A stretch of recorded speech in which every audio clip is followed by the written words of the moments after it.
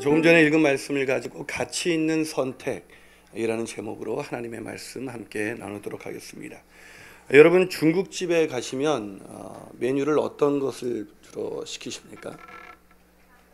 탕수육이요? 예. 두 글자로 누가 시켜야 된다니까 짜장이나 짬뽕을 두 글자만 돼야 되니까 탕수육 이랬다라는데 예, 보통 짜장을 먹을까 짬뽕을 먹을까 굉장히 고민을 하지 않습니까?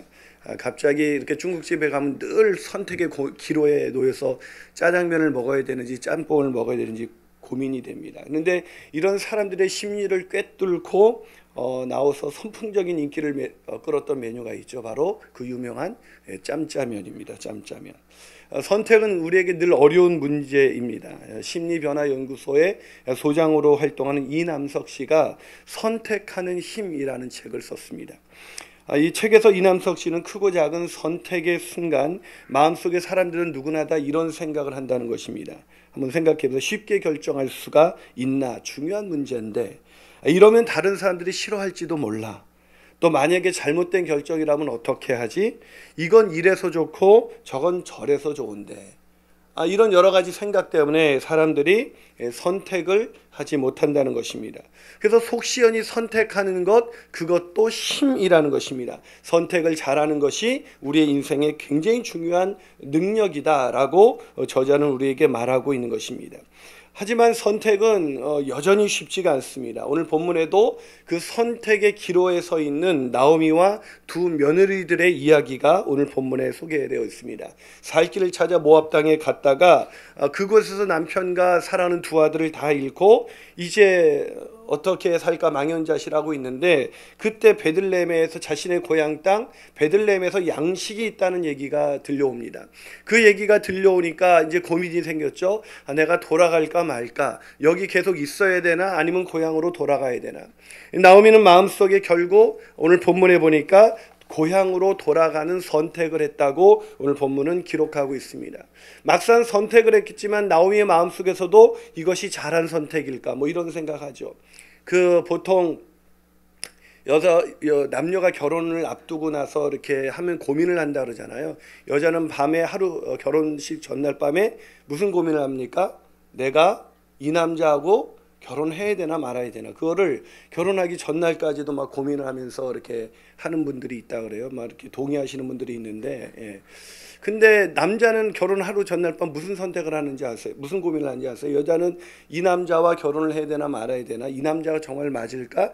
이런 고민을 하는데 남자는 결혼을 해야 되나 말아야 되나? 이 자체를 고민한다고 하더라고요.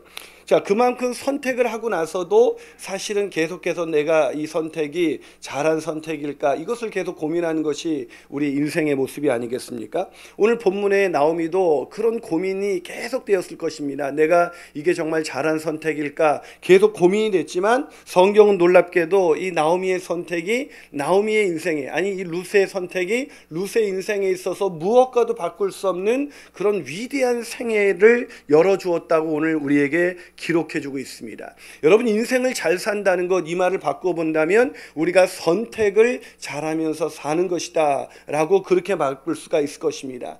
그렇다면 우리가 어떻게 가치 있는 선택을 할 것인가, 이것이 우리 인생에서 굉장히 중요한 질문일 텐데 우리는 어떤 선택을 하면서 인생을 살아가야 하는 것일까요? 가치 있는 선택, 첫 번째는 절망이 아닌 희망을 선택해야 된다는 것입니다. 가치 있는 선택이 뭐라고요? 절망이 아닌 희망을 선택해야 합니다.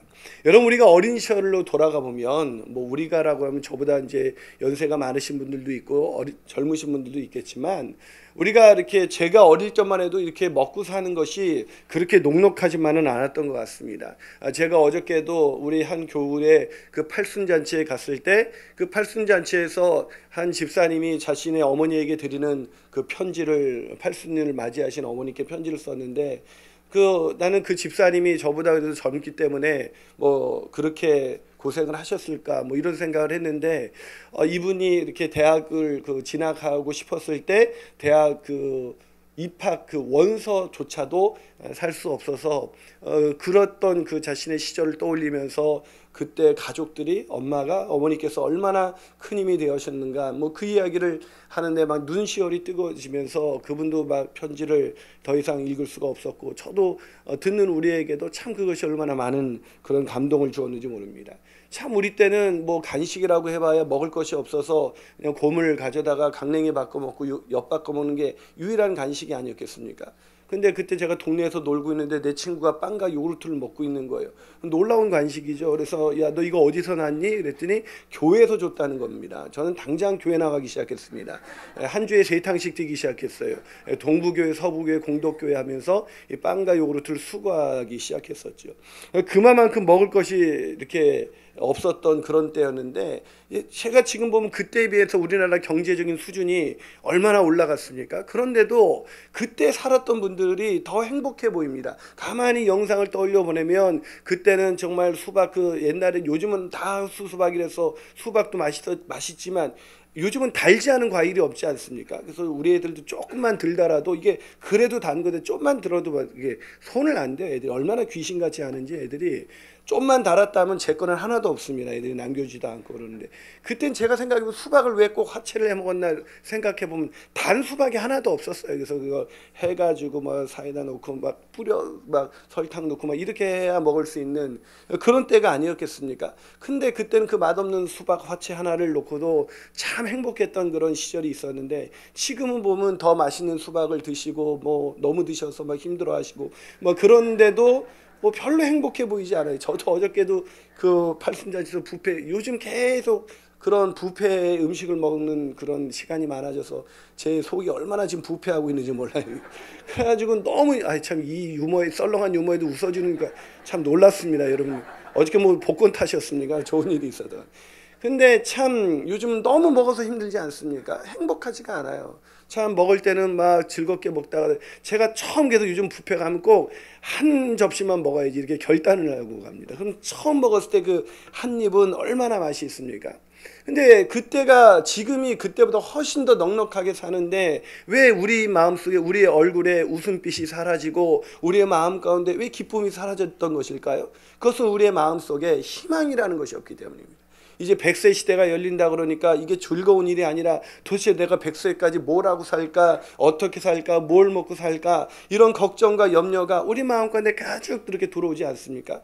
이 염려라는 단어가 이 마음이 나누어진다라는 단어입니다. 이 마음이 나누어지게 되면 사람이 걱정과 이 근심이 이 기쁨이 다 사라지게 되는 것입니다. 그때와 지금의 우리의 마음의 기쁨이 사라진 것은 우리 얼굴 밑에 웃음이 사라진 것은 우리의 상황의 문제가 아니라 우리 마음 가운데 희망이라는 단어가 사라졌기 때문이라는 것입니다. 살면 뭐해? 과연 내년엔 더 나아질까? 이런 희망을 잃어버렸기 때문에 우리가 참 고통스러운 순간을 보낸다는 것이죠. 다시 말해서 우리가 아무리 먹고 살기 힘든 시절에도 희망이 있을 때는 얼굴빛이 행복했고 수박같이 그 맛없는 그 화채 하나를 가지고도 정말 즐겁게 가족이 나눌 수가 있었다는 것입니다. 사랑하는 여러분, 여러분의 인생에 어떤 희망이 있습니까? 올해보다는 내년보다는 내후년이 더 나아질 거라는 그런 희망, 그 희망을 우리가 갖고 살 수만 있다면 우리 인생 속에서 오늘 하루를 얼마나 기쁘게 살아갈 수가 있겠습니까? 사랑하는 여러분, 오늘 본문에 보니까 나오미가 그 절망적인 상황 속에서도 아마 새로운 희망이 생겼습니다. 그건 뭐냐면 베들레헴의 고향 땅에 하나님께서 양식을 주셨다는 그 소식을 듣고 모압 땅에서 일어나서 돌아오려고 했다고 오늘 본문 6절은 기록하고 있습니다. 자, 본문 6절을 한번 같이 읽어볼까요? 자, 6절입니다. 시작. 그 여인이 모압 지방에서 여호와께서 자기 백성을 돌보시사 그들에게 양식을 주셨다함을 듣고 이에 두 며느리와 함께 일어나 모압 지방에서 돌아오려. 이 일어났다는 단어가 여러분 참 남다르지 않게 들리지 않습니까?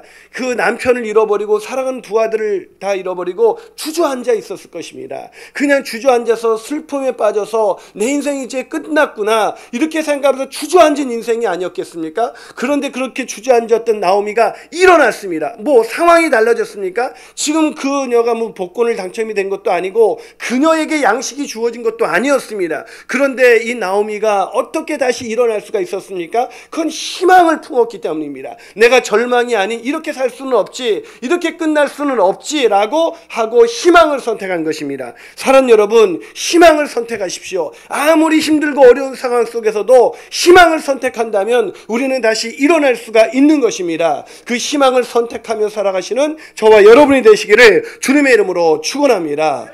한 발 더 나가서 우리가 절망의 순간 어떻게 가치 있는 선택을 할 수가 있을까요? 그 두 번째 가치 있는 선택은 인간적인 생각이 아닌 하나님의 계획을 선택해야 합니다.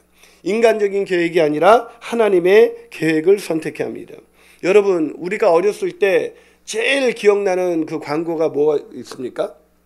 막 우리 속에 잊어지지 않는 광고가 참 명품 광고가 참 많은데 저는 특히 잊혀지지 않는 광고가 순간의 선택이 10년을 좌우합니다. 뭐 이 말이 나오는 분은 이제 저랑 그래도 비슷한 세대를 산 분이고 너무 이제 그런 말도 있었어 그런 분들은 이제 너무 이제 연세가 드신 분이죠.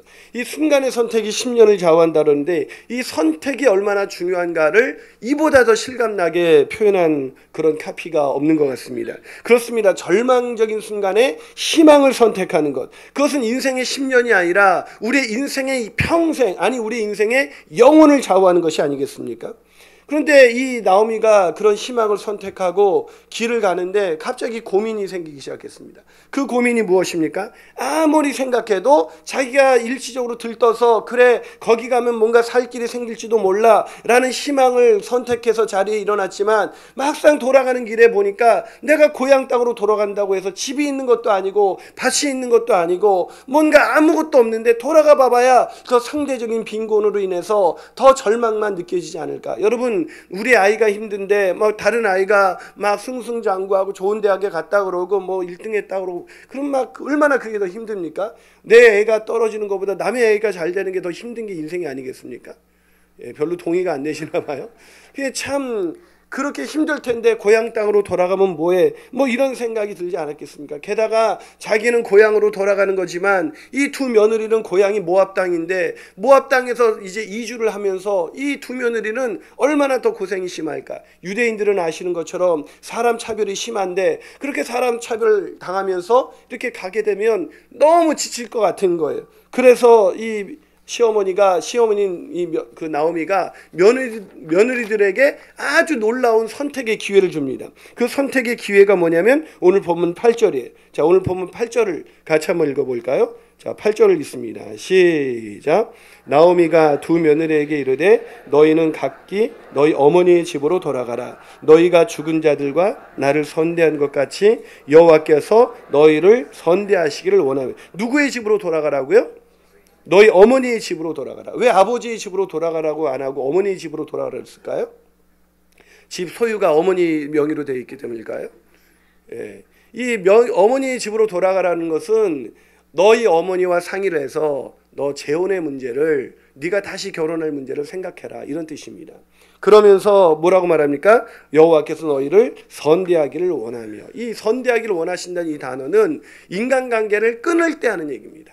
우리가 진짜 인간관계를 끊을 때는 아주 나이스해지지 않습니까? 야, 이제 당신이 잘 살아.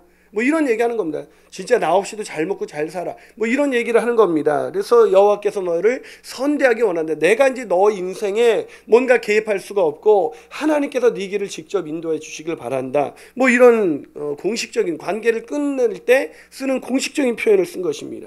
이게 무슨 얘기예요? 지금 나오미가 왜 이러고 있죠? 나오미의 심정을 상상해 보세요. 지금 며느리들이 싫은 겁니까? 아니요. 이 과부가 된 늙은 이 나오미는 이 젊지만 과부가 됐지만 이 젊은 며느리들이 누구보다도 이들의 도움과 이들의 손길이 필요합니다. 그래도 며느리들이 나아가서 이삭이라도 죽고 이래야 그 생계가 유지가 될 수 있는데 이 나오미가 며느리에게 이제 인간관계 끊어버리고 너희 어머님의 집으로 돌아가서 상의해서 니네 재혼 문제를 생각해봐라. 이게 무슨 얘기예요? 너희들 살 길을 찾으라는 것입니다. 지금 이 시어머니 나오미가 자신의 인생의 미래를 완전히 단절시키면서 그런 은혜 이삭을 주어서 먹고 살 수 있는 그런 기회까지 포기하면서 자기 며느리들의 살 길을 열어주고 있는 것입니다. 이게 부모가 아니겠습니까? 여러분, 이게 부모님의 마음이에요. 이 부모라는 이 존재는 제가 어저께도 어디서 보니까 이 어머니의 존재에 대해서 이렇게 막 그 영상이 떴던데, 참 이 부모라는 존재가 뭡니까? 나는 힘들어도 자식의 살 길을 열어주는 거예요. 여러분, 우리가 인생을 살면서 요즘같이 그렇게 힘든 상황 속에서도 제일 힘들 때가 언제예요? 내 자식의 살 길을 내가 어려워지는 게 문제가 아니라 내가 어려워져서 이 자식의 살 길을 내가 잘 열어줄 수 있을까? 이것이 우리의 고민이 아니겠습니까? 제가 이 나오미의 이 모습을 바라보면서 심순덕님이 지으신 엄마는 그래도 되는 줄 알았습니다 라는 그 시가 떠올랐습니다. 이 책에 보면 이 시가 이렇게 쓰여져 있습니다. 엄마는 그래도 되는 줄 알았습니다. 하루 종일 밭에서 죽어라 힘들게 일해도 엄마는 그래도 되는 줄 알았습니다. 찬밥 한 덩이로 대충 부뚜막에 앉아 점심을 때워도 엄마는 그래도 되는 줄 알았습니다. 한겨울 냇물에서 맨손으로 빨래 방망이질을 해도 엄마는 그래도 되는 줄 알았습니다. 배부르다 생각 없다 식구들 다 먹이고 굶어도 엄마는 그래도 되는 줄 알았습니다. 발 뒤꿈치 다 헤쳐 이불이 소리를 내도 엄마는 그래도 되는 줄 알았습니다. 아버지가 화내고 자식들이 속썩여도 끄덕없는 엄마는 그래도 되는 줄 알았습니다. 외할머니 보고 싶다, 외할머니 보고 싶다. 그것이 그냥 넋두리인 줄만 한밤중 자다 깨어 방구석에서 한없이 소리를 죽여 울던 엄마를 본 후론 아, 엄마는 그러면 안 되는 것이었습니다. 참 이것이 어머니의 모정이 아니겠습니까? 그런데 이런 나오미의 이 모정으로 인해서 이 나오미가 자신의 두 며느리, 자식과 같은 그 두 며느리들의 살 길을 열어준 것입니다.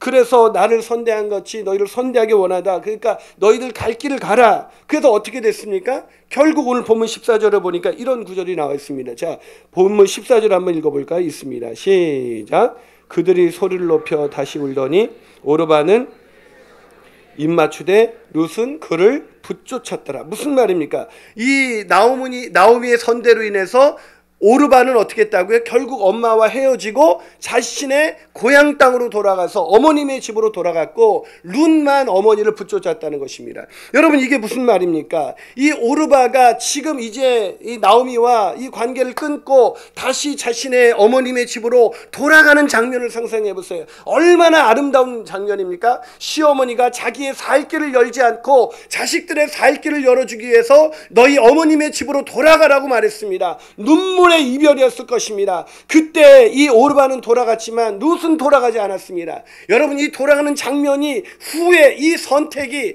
이 오르바의 선택이 어떤 운명을 가져다 줍니까? 이 오르바가 이 시어머니의 말을 듣고 어머님의 모정에 의해서 그가 하나님의 백성이 사는 베들레헴으로 돌아가지 않고 모압 땅으로 돌아가는 이 선택을 하는 순간 오르바는 영원토록 이제 하나님의 백성으로 살아갈 수 있는 기회를 잃어버린 것입니다.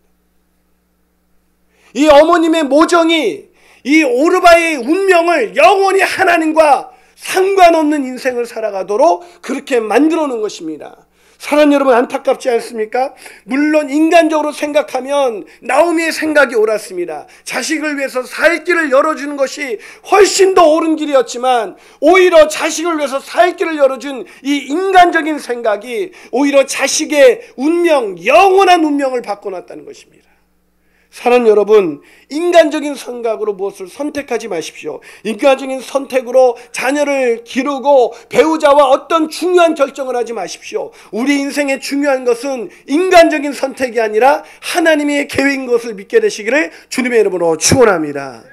마지막으로 우리가 어떻게 가치 있는 그런 선택을 할 수가 있을까요? 가치 있는 선택의 세 번째 비결은 세상의 논리가 아니라 믿음의 논리를 선택해야 한다는 것입니다. 세상의 논리가 아니라 무슨 논리요? 믿음의 논리입니다. 자, 오늘 본문 17절을 한번 읽어볼까요? 자, 본문 17절을 같이 읽습니다. 시작.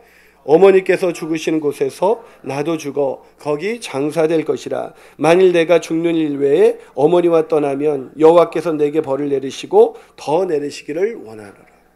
참, 본문 보니까 돌이켜 너희 길을 가라 라는 이 나오미의 제안이 없었다면 어쩌면 오르바도 그런 믿음의 사람으로 평생을 살 수 있지 않았을까요?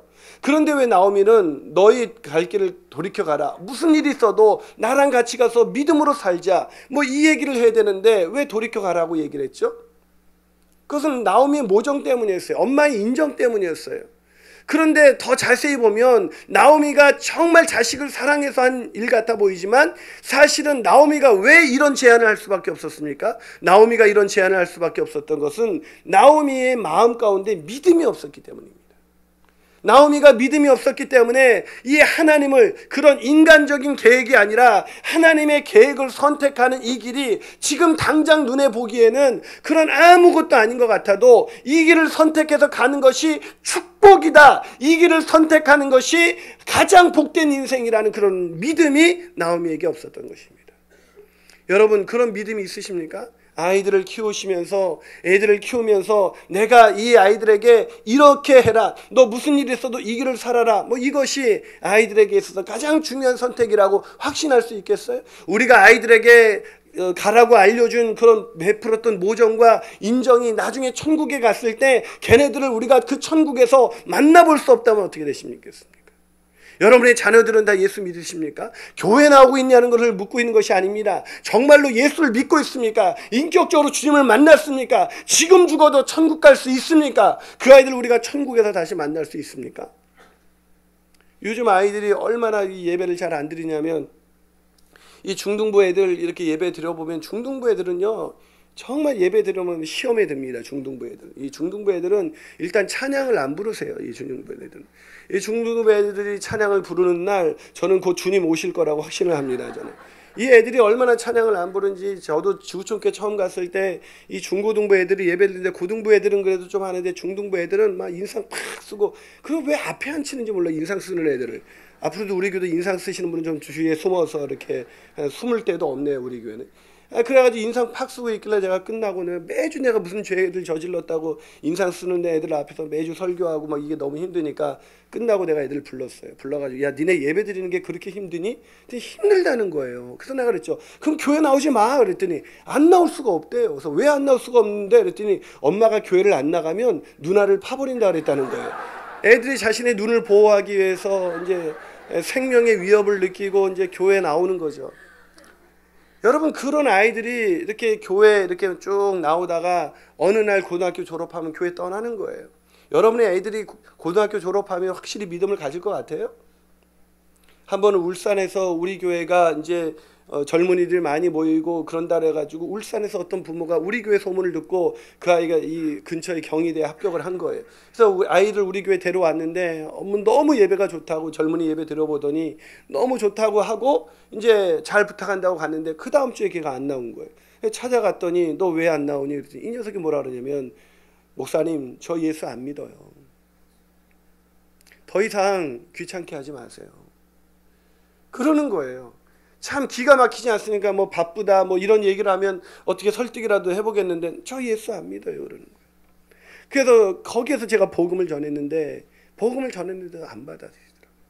이 사춘기 때 한참 중요할 때, 그때 부모들이 맨날 일단 교회 가야 된다, 뭐 수련회 가야 된다, 그러면 맨날 나중에 대학 가서, 뭐든지 나중에 대학 가서요. 우리 부모님들은 대학이 하나님이에요. 뭐든지 대학 가서, 엄마 나 못생겼어요. 대학 가서 뭐 이렇게 해서 뭐든지 뭐 이렇게 해서 이제 대학 가면 애들 뭐 강남에 보내가지고 한 달 동안 숨겨놨다가 이제 오면 애들 얼굴이 다 똑같아지고 막 이제 이런 놀라운 역사 일어나지 않습니까? 여러분, 오늘 나오미가 돌이켜 너희 길을 가라, 이것은 절대로 자식에게 해서는 안 되는 말입니다. 야, 수련회는 나중에 대학 가서 해 라고 말하는 거 절대로 해서는 안 되는 말입니다. 무슨 일이 있어도 너는 믿음으로 살아야 돼. 무슨 일이 있어도 너는 예배 빠지면 안 돼. 무슨 일이 있어도 예배가 하나님께 예배하는 것이 중요해. 그런데 자식들을 데리고 오히려 주말이라고 예배 그냥 심껏 빠지면서 이리저리 왔다 갔다 하고 막 그러면서 애가 대학도 간 다음에 대학 가고 나서부터는 얘가 이제 좀 믿음 생활 잘했으면 좋겠는데, 뭐 믿음이라는 것이 여러분이 이렇게 했다가 저렇게 선택하면 언제든지 줄 수 있는 거예요. 믿음은요, 그 은혜로 말미암아 믿음으로 구원을 얻었나니. 에베소서 2장 8절. 그 은혜로 말미암아 주어진 믿음. 믿음이라는 건 우리가 갖고 싶다 해서 갖는 것이 아니라, 교회 다닌다 해서 갖는 것이 아니라, 김이나 목사 만난다고 해서 생기는 것이 아니라 하나님이 은혜로 말미암아 주어지는 것이 믿음인 줄을 믿으시기를 축원합니다. 그러게 하나님 오늘 주실까요? 이 아이들이 미취학 때 아니면 어린이 시절 때 청소년 시절에 은혜를 주십시오. 우리 아이가 은혜를 받고 믿음을 갖게 하여 주시옵소서. 그것이 우리의 간절한 기도가 되시기를 주님의 이름으로 축원합니다. 부모는 열심히 교회 일은 열심인데 자식이 예수 믿지 않은 가정이 얼마나 많은지 모릅니다. 제가 청소년 사역 30년 동안 넘게 오면서 애들이 부모는 교회 열심히 다니는데 예수 믿지는 않는 애, 정작 자기 자식에는 복음을 전한 적이 없었던 부모들, 그 아이들에게 믿음으로 산다는 것이 무엇인지를 보여주지 못했던 그런 나오미의 모습처럼 그렇게 살아가는 사람들이 얼마나 많이 있습니까? 오늘 안타깝게도 오늘 본문에 이런 그 나오미의 제안으로 인해서 오르바는 이제 자신의 고향 땅으로 돌아가고 룻은 돌아가지 않았습니다. 룻은 어떻게 돌아가지 않았습니까? 룻은 왜 시어머니를 떠나지 않았을까요? 시어머니를 사랑했기 때문일까요? 시어머니를 너무 사랑해서 내가 없으면 시어머니 어떻게 했을까? 그건 사실이에요. 이제 늙은 과부가 된 이 나오미는 룻마저 없으면 이제 팔다리가 다 잘린 거예요. 아무런 소망이 없는 거예요. 그렇기 때문에 룻이 어머니 나 없으면 안 돼요. 어머니 나 없으면 어떻게 살려고요? 그렇게 해서 지금 룻이 남아있는 것입니까? 아닙니까? 아닙니다. 오늘 보면 16절을 한번 볼까요? 왜 이 룻이 시어머니를 떠나지 않았는가? 16절을 한번 같이 읽습니다. 시작. 룻이 이르되 내게 어머니를 떠나며 어머니를 따르지 말고 돌아가라. 강권하지 마옵소서. 어머니께서 가시는 곳에 나도 가고 어머니께서 머무시는 곳에서 나도 머물겠나이다. 어머니의 백성이 나의 백성이 되고 어머니의 하나님이 나의 하나님이 되시리니. 왜 어머니를 떠나지 말고 돌아가라고 말하지 말라고 얘기하고 있습니까? 어머님의 하나님이 나의 하나님이십니다. 어머님이 알았던 그 하나님이 이제 나의 하나님이 됐습니다. 나에게는 믿음이 있습니다. 내가 모압 땅에서 내가 예전으로 돌아가서 거기서 먹고 사는 그런 인생보다 더 중요한 거는 내가 베들레헴으로 돌아가서 먹을 것이 없어서 거기서 굶어 죽는 한이 있어도 나는 거기서 죽을 것입니다. 이거는 단순한 어떤 시적인 고백이 아닙니다. 실제로 이 과부들이 다시 베들레헴으로 돌아가 봐봐야 먹을 것 아무것도 없습니다. 남겨놓은 밭이 있는 것도 아닙니다. 집이 있는 것도 아닙니다. 노숙자 생활을 해야 될지도 모르고 아무것도 얻을지도 모르는데 거기로 돌아간다는 것은 죽음을 의미하는 것이었습니다. 게다가 이방 여인이었기 때문에 그런 유대인들의 천대를 받으면서 죽기보다도 더 힘든 그 피난과 모멸감을 느껴야 되는 것이 바로 베들레헴의 룻에게 적어도. 근데 왜 룻이 그런 인생을 선택합니까? 어머님의 하나님, 어머님이 우리 모압 땅에 오셨을 때 들려주셨던 그 하나님이 우리를 치신 것이 아니겠습니까? 어머님이 믿음의 자리를 떠났기 때문에 여기 온 것이 아닙니까? 그러니 저도 어머니를 따라서 믿음의 자리로 돌아가야지요. 오늘날 믿음을 아이들이 다 잃어버렸습니다. 교회마다 아이들이 없어서 난리를 치고 있습니다. 왜 이렇게 되었을까요? 왜 믿음의 1세대가 그렇게 교회를 꽉꽉 채우고 있을 때 믿음의 3세대가 지나가기도 전에 사사기에 나와 있는 것처럼 한국 땅에 아이들이 사라지고 있습니다. 교회 아이들 찾아볼 수가 없습니다. 제가 얼마 전에 어떤 교회 한 2,000명 모이는 교회 헌신예배 갔습니다. 중고등부 헌신예배라고 했는데 중고등부 아이들이 한 10명이 찬양을 인도하는데 10명이 찬양을 인도하는데 애들이 얼마나 단정하고 너무 예쁘게 찬양 인도하는데 애들이 찬송가를 인도하는 거예요. 보통 애들은 찬송가를 잘 안 부르고 CCM을 많이 부르지 않습니까? 근데 애들이 뭐 찬송가를 인도하면서 지금까지 중고등부 헌신예배 때 지금까지 지내온 거 뭐 이런 찬양을 부르고 해서 내가 와 애들이 왜 저러지? 막 그러고 끝나고 부르고 강대상에 딱 올라가니까 90%가 70대예요. 그게 한국교회 현실입니다. 애들이 믿음을 잃어버린 그런 시대에 살고 있습니다. 여러분의 애들은 안전합니까? 여러분의 애들은 지금 죽어도 천국에 갈 수 있냐고요? 애들이 사는 가치가 기독교적인 가치관에 의해서 오늘을 살아가고 있습니까? 우리가 자식들에게 물려줄 수 있는 가장 가치 있는 선택이 무엇입니까? 우리가 이 땅에서 얼마를 더 물려주면 애들이 그 뒤이어서도 굶지 않고 살 수 있을까요? 우리가 언제 굶었습니까? 다른 사람들만큼 살지는 못했어도 우리 오늘 이렇게 살고 있지 않습니까? 이게 우리의 노력이라고 생각하십니까? 일용할 양식을 주신 하나님의 은혜인 줄 믿으시길 축원합니다. 근데 분주한 아빠, 바쁜 아빠, 그래서 주일도 빠지는 아빠, 놀러 갈 때는 부지런한 아빠, 그런 부모 밑에서 애들이 믿음을 가질 수 없습니다. 오늘 나오미는 가장 안타까운 선택을 했지만 결국 그 며느리 룻이 어머니보다 나은 자식이 믿음으로 그 길을 선택해서 그 룻은 지금 베들레헴으로 돌아오고 있는 것입니다. 전 이 룻이 돌아오는 이 놀라운 장면을 상상하면서 뭐가 떠올랐냐면 우리를 위해서 십자가를 선택하신 주님의 은혜가 생각났습니다. 야, 룻이 어떻게 이렇게 그 모압 여인에 불과한 이 여인이 어떻게 주님을 선택하고 하나님을 선택하고 이 길로 돌아올 수가, 이 믿음의 길을 돌아올 수가 있었을까? 그 믿음은 누가 주신 것일까요? 하나님이 주신 것입니다. 하나님께서 창세전에 룻을 선택하신 것입니다. 창세전에 룻을 선택하신 것을 신명기 14장 2절에 이렇게 말합니다. 너희는 주 너희 하나님의 거룩한 백성이다. 주께서 땅에 있는 많은 백성 가운데 너희를 선택하여 당신의 귀중한 백성으로 삼으셨다. 많은 백성 가운데서 너희를 선택하여 당신의 귀중한 백성으로 삼으셨다. 이 말씀을 읽는데 감동이 왔습니다. 하나님, 나 같은 게 예수 믿고 이렇게 구원의 기쁨을 누리며 살 수 있는 것 내 노력이 아니라 하나님이 먼저 우리를 선택하셨기 때문이라는 것입니다. 사랑하는 여러분, 룻이 하나님을 선택하기 전에 하나님이 룻을 먼저 선택하신 것입니다. 하나님이 은혜로 말미암아 여러분의 자녀를 선택할 수 있도록, 여러분의 가정을 선택할 수 있도록, 여러분의 부모를 선택할 수 있도록 하나님 도와주시옵소서.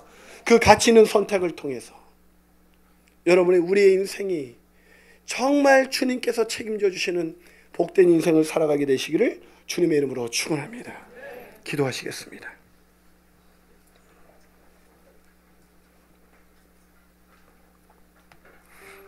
뉴욕타임스가 선정한 20세기 가장 영향력 있는 인물 100명 가운데 한 사람인 오프라 윈프리가 사생아였다는 것을 아마 잘 알고 계실 것입니다. 아버지가 없는 아이죠. 아버지가 없기는 왜 없겠습니까? 아버지가 버린 아이입니다. 얼마나 기가 막힌 일입니까? 키울 수 있는 마음이 없으면 관계를 갖지 말아야 되는데 순간의 정욕을 참지 못하고 낳은 아이는 버려졌습니다. 이 아이가 9살 때부터 여러 사람에게 강간을 당했습니다. 그리고 자신도 사생아를 낳고 맙니다. 3살 때부터 할머니 손에 자라면서 엄청 맞았습니다. 미래가 없는 이 아이는 인생을 포기하고 20대까지 남자와 마약에서 벗어나지 못한, 차라리 태어나지 않는 게 더 좋을 법한 여자였습니다. 그런데 이런 오프라 윈프리가 어떻게 그렇게 위대한 인생을 살 수가 있었을까요?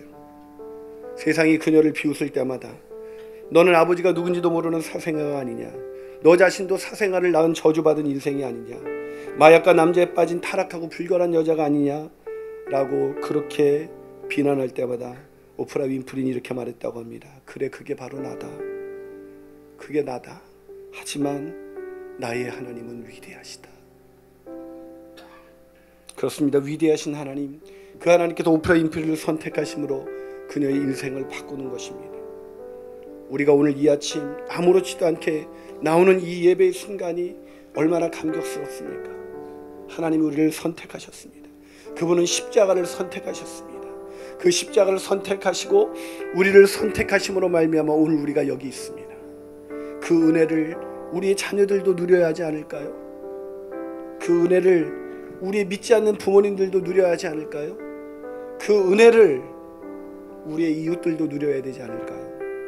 하나님, 내가 믿음의 길을 걷게 해주십시오. 세상의 논리가 아닌 믿음의 논리를 선택하게 하시고 내 생각이 아닌 하나님의 계획을 선택하게 하시고 그래서 절망이 아닌 희망을 선택하며 살게 해주시옵소서. 그것이 우리의 고백이 되었으면 좋겠습니다.